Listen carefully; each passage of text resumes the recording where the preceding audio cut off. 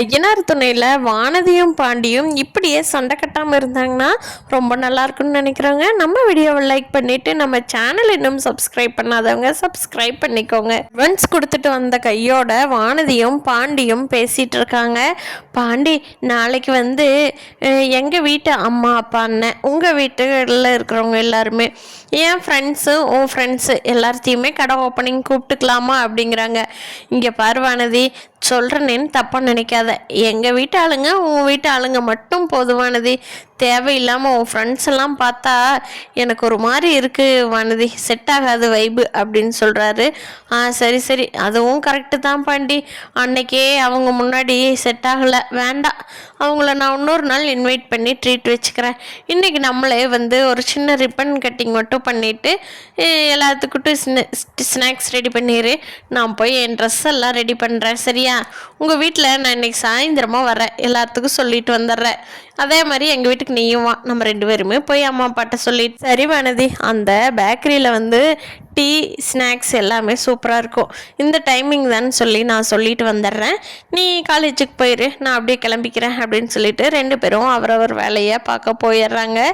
இங்கே சேரன் அண்ணா வந்து ஒரு மாதிரி கட்டடத்துக்கு கிளம்பி போனதுக்கப்புறமா ரொம்ப அவருக்கு கார்த்திகாவை நினச்சி ஒரு மாதிரி சோகமாகவே இருக்கார். அங்கே வேலை செய்கிற அனீஷ் கூட என்ன அண்ணா ஏன் இவ்வளோ சோகமாக இருக்கீங்க, என்னாச்சு, வீட்டில் எதுவும் பிரச்சனையா அப்படின்னு கேட்குறாங்க. இல்லை இல்லை அனீஷ், அதெல்லாம் ஒன்றும் இல்லை, சும்மா தான் ஒரு மாதிரி யோசிச்சுட்டு இருந்தேன்னா அதனால தான் அப்படிங்கிறாங்க.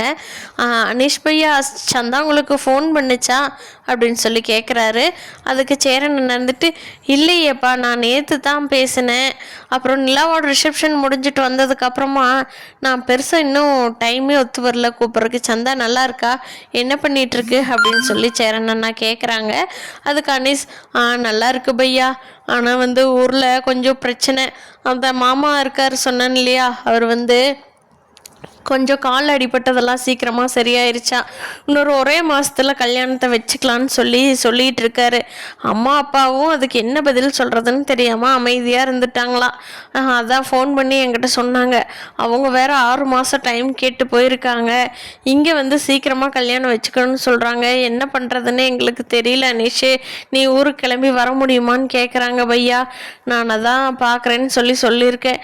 ஆமாம், நீங்களும் சோழனண்ணாவும் ஏதோ வாக்கு கொடுத்துட்டு வந்தீங்களாமா பையே, அது ஏதாவது நீங்கள் நிறைவேற்ற முடியும்னா கூட நான் போய் இப்போவே சொல்லலாம், எங்கள் வீட்டில் கொஞ்சம் வெயிட் பண்ணுவாங்க அப்படின்னு அனீஷ் சொல்லவும் சேரந்துட்டு, ஆமாம் அனீஷ், டக்குன்னு எப்படி அவ்வளோ அமௌண்ட் ரெடி பண்ண முடியும், நாங்களே கொஞ்சம் கொஞ்சமாக இப்போ தான் அனீஷ் சேர்த்துட்ருக்குறோம், 6 மாதத்துக்குள்ளே கண்டிப்பாக சேர்த்துருவோம் அனீஷ். உங்கள் அம்மா அப்பாவும் ஓகே சொல்லியிருக்காங்க, நீ போய் வேணா பேசிட்டு வா அனீஸ், அப்படிலாம் முடிவெடுக்க வேண்டான்னு. அவங்க இந்த வார்த்தைக்காகத்தான் நிலாவோட சம்பளத்திலிருந்து எல்லாமே சேர்த்து வச்சிட்ருக்குறோம் அப்படின்னு சேரன் அண்ணா சொன்னவும் அனீஸுக்கே உள்ளுக்குள்ளே கொஞ்சம் சந்தோஷம் ஆயிடுச்சு.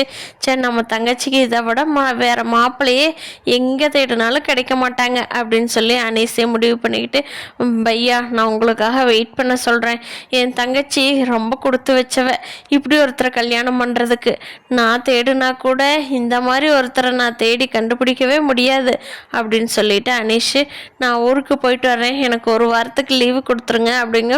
போ அனீஷ், போயிட்டு வா, நாங்கள்லாம் இப்போ கொஞ்சம் வேலை கம்மியாக தானே இருக்குது, நாங்கள்லாம் பார்த்துக்குறோம் அப்படின்னு சொல்லி சேரனண்ணா அனீஷை அனுப்பி வச்சிட்றாங்க. இங்கே சோழனோட வீட்டில் சோழனும் நிலாவும் இருக்காங்க.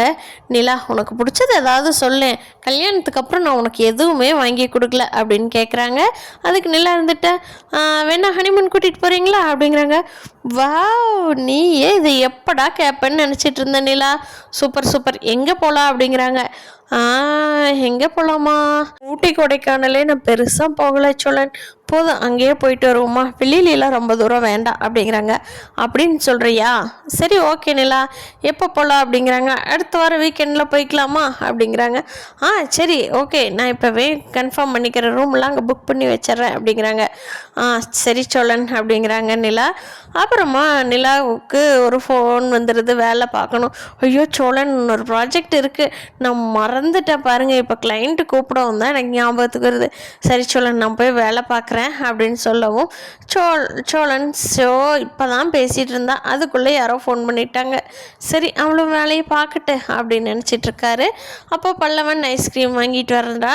3 பேர்த்துக்குமே வாங்கிட்டு வர்றான். என்னன்னா உனக்கு சேர்த்து தான் வாங்கிட்டு வந்தேன், நீ எங்கேயோ வெளியே கிளம்பிட்ட மாதிரி தெரியுது, சவாரி கிளம்பிட்டியா என்ன அப்படிங்கிறாங்க. ஆமாண்டா, ஐஸ்கிரீம் சீக்கிரம் வாங்கிட்டு வரான்னா ரொம்ப லேட்டாகி வாங்கிட்டு வர, அப்புறம் நான் கிளம்பாமல் எனக்கு லேட்டாச்சு, போய் நீயும் உங்கள் அண்ணியுமே சாப்பிடுங்க போங்கடா அப்படிங்கிறாங்க. நீ தானே நானே இங்கே போய் ஆப்போசிட் கடையில் வாங்கிட்டு வரேன்னு சொன்னேன், நீ தானே அந்த அடுத்த தெருவில் இருக்கிற கடைக்கு போய் வாங்கிட்டு வர சொன்னேன், அப்புறம் லேட் ஆகாமல் என்ன பண்ணும் அப்படின்னு கேட்கவும், சரிடா நீங்கள் 2 பேரும் சாப்பிடுங்கடா, எனக்கு வேண்டாம் அப்படின்னு சொல்லிட்டு சோழன்ஸ் அடுத்த சவாரிக்கு கிளம்பிடுறாரு. இங்கே வேலை முடிஞ்சிட்டு சேரனண்ணா வீட்டுக்கு வர்றப்போ அவர்னால வீட்டுக்கு வர்றதுக்கு மனசே ஒத்துக்க மாட்டேங்குது. நேராக கார்த்திகா வீட்டுக்கே போகிறாரு. அப்போ அவங்க அம்மாவும் கார்த்திகாவும் கொஞ்சம் சோகமாக சேரில் உட்காந்துருக்கிறத பார்த்துட்டு சேரனண்ணா உள்ளே போகிறாங்க. கார்த்திகா வாங்க மாமா அப்படிங்கிறாங்க. கார்த்திகாவோட அம்மா எதுவுமே பேசலை, அவங்க பாட்டுக்கு அமைதியாக ஒரு மாதிரி சவுத்தை வெறிச்சு பார்த்துக்கிட்டே உட்காந்துருக்காங்க. அப்போது சேரனே ஆரம்பிக்கிறாரு. அத்தை நல்லா இருக்கீங்களா அப்படிங்கிறாங்க. ஏதோ இருக்கேன் சேரா, என்ன பண்ணுறது, பூமிக்கு பாரமாக இருக்கிறோம் அப்படிங்கிறாங்க. என்னங்க அத்தை இப்படிலாம் நீங்கள் பேசாதீங்க அப்படிங்கிறாங்க. பின்ன என்ன சொல்ல, என்ன பண்ணுறது, நிலமை நம்மளுக்கு அது தாங்கும் போது நம்ம எப்படி இருக்க முடியும், எல்லாம் நான் பண்ணின தப்புக்கு தான் கடவுள் இப்போ எனக்கு தண்டனை கொடுத்துட்ருக்காரு அப்படிங்கிறாங்க. சேரன் இருந்துட்டு அப்படியெல்லாம் இல்லைங்க அத்தை, நீங்கள் போட்டு மனசை குழப்பிக்காதீங்க, நீங்கள் அவ்வளோ பெரிய தப்பெல்லாம் எதுவுமே பண்ண கிடையாது சரியா அப்படிங்கிறாங்க.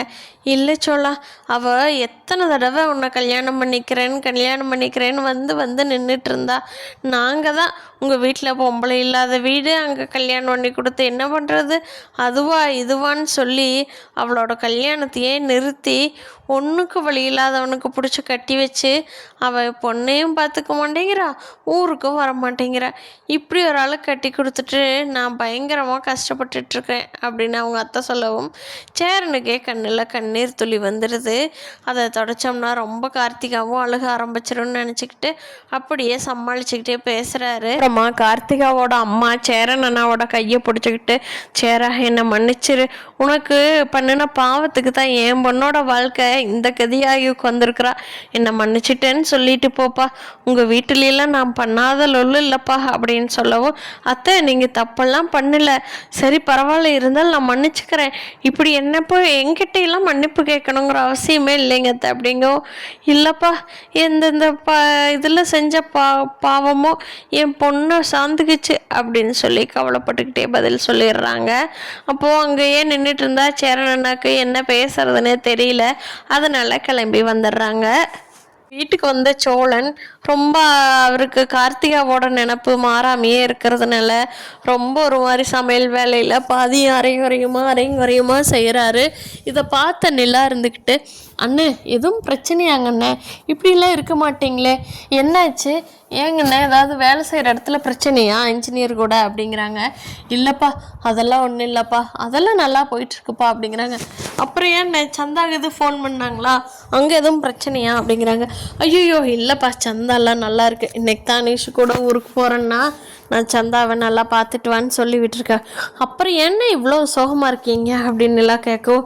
ஒன்றும் இல்லைப்பா அண்ணா சொல்லுங்கண்ணே, அது வந்துப்பா கார்த்திகாவோட மேரேஜ் லைஃபே சரியில்லைப்பா, அது கொஞ்சம் அவன் ஏமாற்றிட்டானாமா, அந்த பொண்ணு இங்கே வந்துருச்சு, டிவோர்ஸ் வாங்கலான்னு சொல்லிட்டு இருக்காங்களாமா அப்படின்னு சொல்லவும், ஐயோ அப்படியா, அதுதான் கொஞ்சம் ஒரு மாதிரி சோகமாகவே இருந்தாங்களா அப்படின்னு எல்லாம் கேட்கவும், ஆமாப்பா நமக்கு அன்னைக்கு தெரியல, எனக்கு இன்னைக்கு தான்ப்பா தெரிய வந்தது அப்படின்னு சொல்கிறாங்க.